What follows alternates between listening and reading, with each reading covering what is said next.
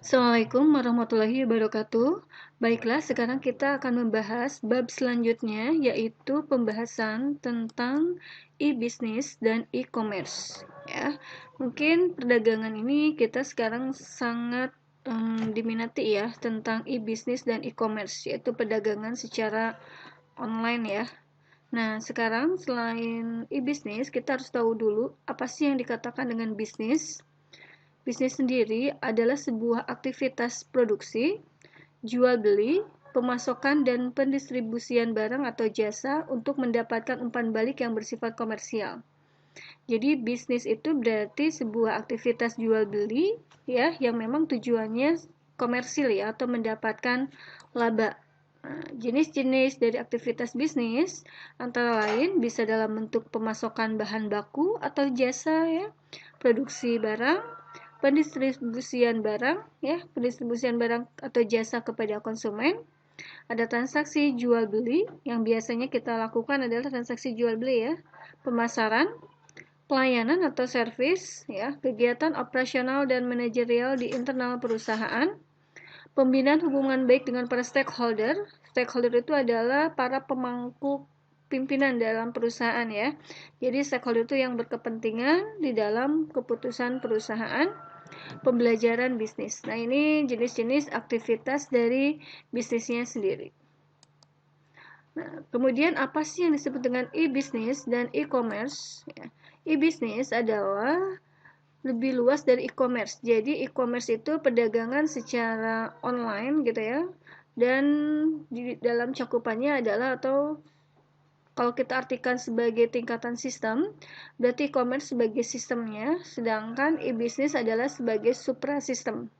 Nah, apa sih e-business? Menurut R. Kelly Rayner, e-business adalah selain termasuk aktivitas jual beli produk dan jasa, juga dalam e-business terdapat pelayanan konsumen, kerjasama dengan para mitra bisnis, pembelajaran bisnis melalui e-learning ya, sekarang yang sedang kita lalui kan berarti e-learning ya, dan pelaksanaan tugas-tugas bisnis internal perusahaan yang dilakukan secara elektronik ya. Jadi di sini adalah kata lain dari elektroniknya sendiri ya. Jadi elektronik bisnis, elektronik commerce. Commerce itu perdagangan. Jadi kalau commerce lebih khusus terhadap perdagangan saja atau jual beli, kalau misalkan e-bisnis lebih luas ya, termasuk di dalamnya ada sebuah pembelajaran e-learning. Nah, ini ya e-commerce ya. E-commerce itu atau elektronik perdagangan itu transaksi jual beli ya atau pengiriman, pertukaran barang jasa melalui jaringan komputer ya. Salah satunya termasuk perdagangan melalui internet. Dan ini memang sebuah perdagangan yang begitu praktis ya sekarang ya. Kita tidak usah ke tempat pedagangnya gitu ya. Jadi dapat menghemat waktu, menghemat tenaga gitu ya, menghemat biaya misalkan untuk ongkos. Nah, itu e-commerce. Dan e-commerce tadi merupakan bagian dari e-bisnisnya sendiri. Nah, kemudian e-bisnis maupun e-commerce ya lebih banyak dilakukan melalui internet ya. Selain itu juga bisa dilakukan selain internet bisa dilakukan melalui value added network ya, atau jejaring khusus ya, atau jejaring private, yaitu jejaring yang menyediakan layanan komunikasi data yang diberikan oleh pihak-pihak ketiga sebagai penyedia jejaring untuk perusahaan-perusahaan yang membutuhkan. Oke, sekarang banyak sekali link ya. Nah, misalkan kalau kalian ikutan seminar gitu ya, ada link pendaftarannya di mana, itu berarti jejaring private ya. Kemudian ada LAN ya. LAN itu Local Area Network. Ini biasanya di dalam internal ya, dalam internal perusahaan, karena LAN ini cakupannya agak begitu kecil ya. Nah, ini radiusnya katanya 100 meter sampai 2 km. Kemudian ada lagi melalui Metropolitan Area Network. Nah, ini jaraknya antara radius 10 km sampai 50 km. Dan ada lagi Wide Area Network atau WAN untuk skala luas antar kota ya, pulau, provinsi, negara memakai jaringan nirkabel atau wireless ya, pakai wireless. Nah, ini media-media dalam e-bisnis dan e-commerce selain kita memakai internetnya sendiri. Kemudian, ada jenis-jenis transaksi di dalam e-bisnis dan e-commerce-nya sendiri. Ada yang dinamakan dengan namanya business to business ya. Business to business itu adalah transaksi perdagangan atau jual beli antara perusahaan. Jadi perusahaan yang satu sebagai penjual, perusahaan lainnya sebagai pembeli. Misalkan dari agen ke toko ya. Nah, itu berarti dua-duanya kan sebagai penjual ya. Cuman yang satu toko langsung berhubungan dengan konsumen, kalau agen berarti berhubungan dengan tokonya sendiri. Itu berarti dikatakan jenis transaksi e-business, business to business. Kemudian ada e-commerce-nya sendiri ya, atau collaborative commerce. Di sini katanya para mitra bisnis bekerja sama secara elektronik untuk memenuhi permintaan pelanggan demi keberhasilan transaksi jual beli ya. Jadi di sini misalkan contohnya kayak ya kalau kita sebutkan merek gitu ya, misalkan ada aplikasi Lazada ya, Tokopedia, Shopee. Nah, itu berarti memenuhi pelanggan ya demi keberhasilan transaksi jual beli. Terus ada lagi business to consumers, B2C. Nah, di sini berarti perusahaan sebagai penjual dan pelanggan sebagai pembeli. Nah, ini yang kita biasa lakukan ya, yaitu business to consumers. Kemudian ada lagi consumers to business. Nah, berarti consumer to business to business, pelanggan memberitahu barang atau jasa yang dibeli via internet. Kemudian para perusahaan penyedia saling bersaing untuk memenuhi kebutuhan pelanggan tersebut. Ya, kemudian pelanggan memilih yang terbaik baginya untuk bertransaksi. Tadi ya seperti ada aplikasi-aplikasi online seperti itu, berarti kan ada beberapa perusahaan ya yang menyediakan beberapa jenis barang ya untuk memenuhi kebutuhan pelanggan. Dan kita bisa milih mau bertransaksi melalui market plan ya, market planning yang mana ya, atau ya marketplace yang mana gitu ya. Kemudian ada lagi consumers to consumers. Nah, ini berarti transaksi jual beli produk atau jasa antar perorangan ya. Mungkin sekarang ada di antara kita yang istilahnya menjual produk gitu ya, dan teman kita yang membelinya. Berarti itu transaksi jual beli antar perorangan. Ada lagi intra business atau intra organizational commerce atau business to employees. Artinya perusahaan jual produk atau jasa kepada para karyawannya sendiri ya via internet dengan ketentuan dan potongan harga khusus. Nah, di sini bisa saja perusahaan yang memproduksi barang dia memberikan pelayanan untuk membeli barang kepada karyawannya gitu ya. Itu ada misalkan perusahaan susu ya. Nah, itu ada tiap karyawan itu bisa membeli sendiri susunya dengan diskon dan potongan khusus perusahaan. Kemudian ada lagi government to citizen atau e-government ya. Di sini pemerintah melalui masing-masing departemen atau kementerian, BUMN serta lembaga-lembaga lainnya memberikan layanan via internet kepada masyarakat ya. Ini berhubungannya dengan government, pemerintah. Ada mobile commerce ya, m-commerce, yaitu mobile commerce itu transaksi jual beli melalui perangkat mobile ya, seperti handphone, laptop. Nah, kita bisa kan dengan aplikasi Shopee ya, Lazada, itu berarti kita dengan m-commerce atau mobile commerce. Di sini ada lagi yang dinamakan location commerce ya, yaitu transaksi jual beli melalui perangkat mobile tadi ya, pada wilayah atau lokasi tertentu dengan bantuan GPS atau Global Positioning System. Sepertinya GPS, jadi kita memakai kode GPS ya, dan ini tampilannya seperti ini.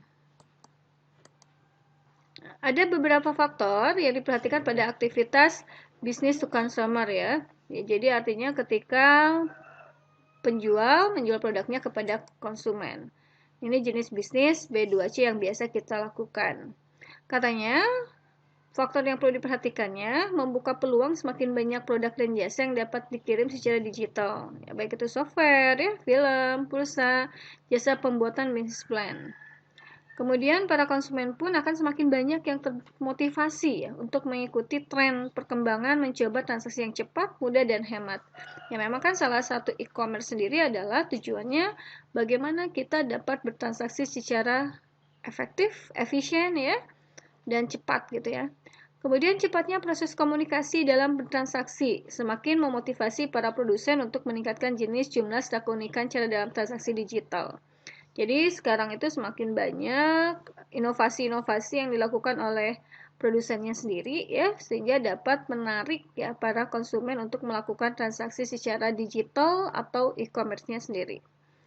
Tetapi di sini ada kekhawatiran konsumen akan terjadi pencurian data dan informasi. Jadi dengan adanya kemudahan dalam era digital ini berarti kemungkinan kejahatan pun akan semakin lebih tinggi ya. Pencurian data kita kan tidak tahu ya.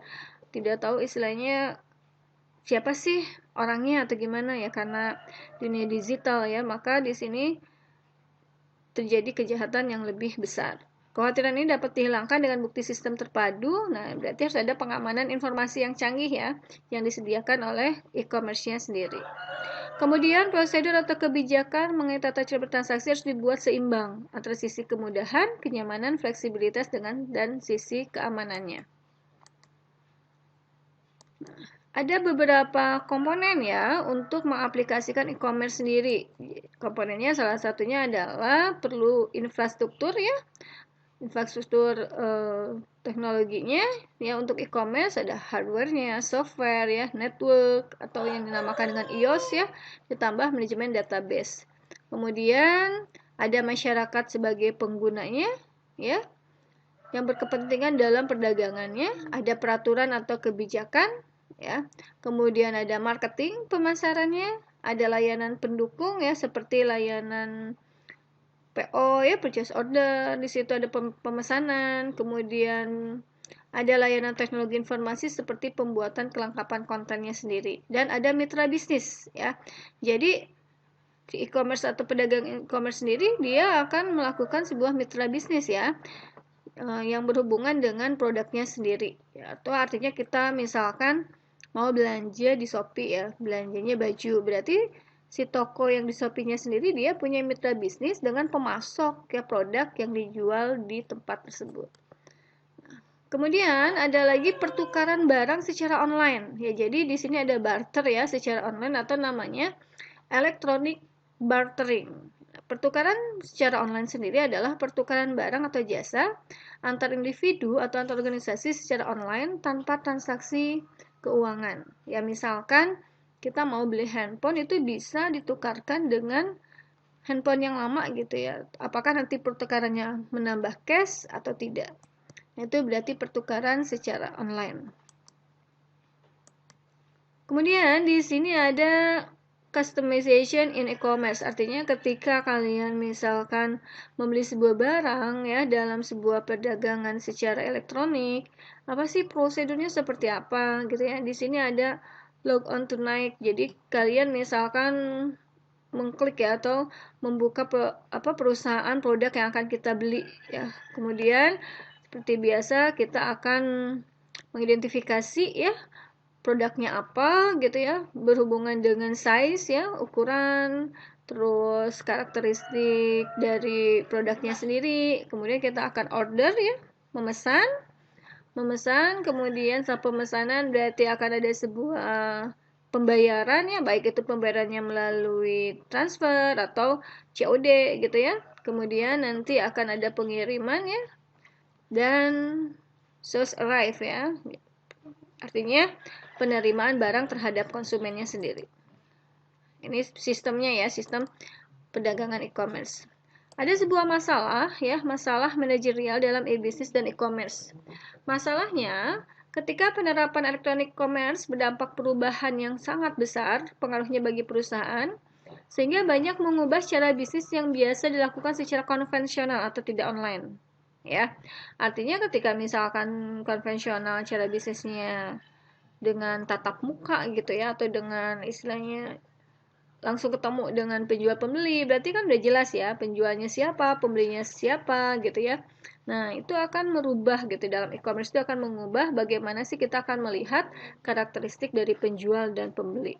Nah, hal ini dapat membuat sejumlah organisasi itu agak susah ya melakukan perubahan untuk juga menyelenggarakan e-commerce ya, di samping bisnis yang konvensional. Dan keengganan melakukan perubahan bisa datang dari pemimpin atau manajemen, karyawannya sendiri, pemasok, distributor, dan para mitra bisnis yang terkait, atau dari para pelaku ekonominya. Nah, berarti untuk mengatasinya harus dilakukan penjelasan, pendidikan, pelatihan, serta motivasi selama jangka waktu tertentu yang mampu memberikan jalan keluar dalam hal pemahaman ya.